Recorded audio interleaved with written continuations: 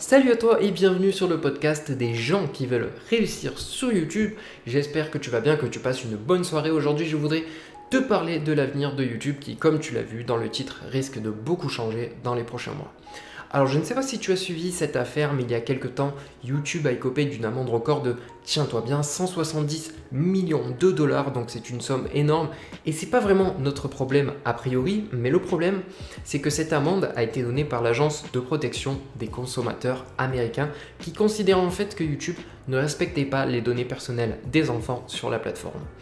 Pour être plus précis, l'agence accusait en fait YouTube de recueillir des informations de localisation ou des données personnelles qui permettaient à la plateforme de proposer des annonces en lien avec les données collectées. Donc si tu ne le sais pas, YouTube et d'ailleurs pratiquement tous les sites, notamment les réseaux sociaux, ils vont dans leur business model, on va dire, ils vont essayer de collecter un maximum d'informations sur le spectateur, sur l'utilisateur de chacune des plateformes, et ils vont, en fonction de ces informations recueillies, adapter les publicités, donc les annonces. Et par exemple, toi, s'ils arrivent à recueillir l'information que tu aimes le tennis, eh bien, ils vont peut-être chercher à te proposer des annonces sur le tennis, s'ils en ont, bien évidemment.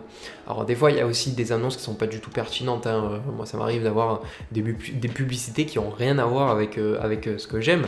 Mais voilà, en général, ça sera toujours à peu près orienté vers ce qui pourrait t'intéresser, parce que quand ça t'intéresse et que tu cliques sur l'annonce, eh bien, ça fait forcément plus d'argent pour YouTube. Alors, il faut savoir officiellement que YouTube est interdit aux moins de 13 ans et que malgré tout, il y a, tu le sais, énormément de chaînes YouTube dont le contenu est destiné à des enfants. Alors là encore, tu te demandes peut-être quel est le lien de cette amende avec les créateurs YouTube que nous sommes. Eh bien, sache que pas mal de chaînes YouTube vont être impactées par cette amende, et notamment les chaînes YouTube pour enfants. Alors, il s'agira des chaînes qu'on voit partout et qui font des présentations de jouets, par exemple, celles qui mettent en scène des enfants, comme par exemple Swan The Voice et bien d'autres encore pour les plus connus. Au final, ça sera pas si mal parce que pour la plupart de ces chaînes, il y a une surexploitation des enfants par les parents, et ce pour faire beaucoup d'argent. Alors, je dis pas que c'est le cas pour la chaîne que je viens de citer, donc Swan The Voice, mais par contre, il y en a beaucoup, j'ai remarqué du côté des États-Unis ou encore sur les chaînes YouTube russes notamment. Le plan de YouTube pour contrer ce genre d'exploitation, c'est dès 2020 de couper toute monétisation, voire de limiter largement la monétisation pour le contenu qui sera destiné aux enfants. Évidemment, ça va être terrible pour toutes les chaînes qui se faisaient de l'argent en proposant du contenu pour enfants et qui sont pas forcément immorales, parce qu'il y a aussi des vidéos pour enfants qui sont faites tout à fait dans les règles. La question qui se pose ensuite, c'est qu'est-ce qui va se passer pour les autres créateurs de contenu comme toi et comme moi. Pour l'instant, on a peu de détails, mais je pense que ça devrait pas trop nous impacter tant qu'on ne fait pas du contenu pour enfants. Par contre, ces nouvelles restrictions peuvent faire peur aux personnes qui font des vidéos sur Pokémon, par exemple, ou des jeux peut-être plus destinés aux enfants. Et parce qu'en fait, dès que ces restrictions seront mises en place, on devra, et ce avant la publication de nos vidéos, déterminer si le contenu est destiné à des enfants. Et si c'est le cas, on aura forcément beaucoup moins de revenus liés aux annonces YouTube.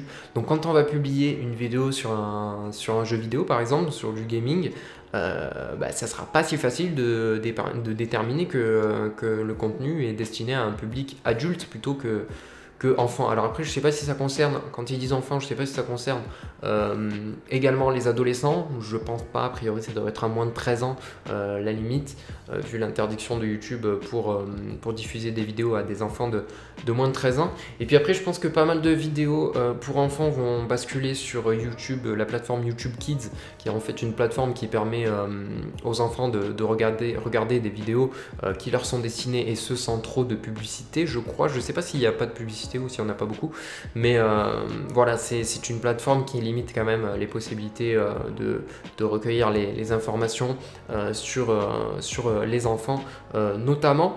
Et donc voilà, je te tiendrai de toute façon au courant des éventuels changements sur YouTube. Après cette vidéo finalement assez courte, il ne me reste plus qu'à te souhaiter une excellente fin de soirée.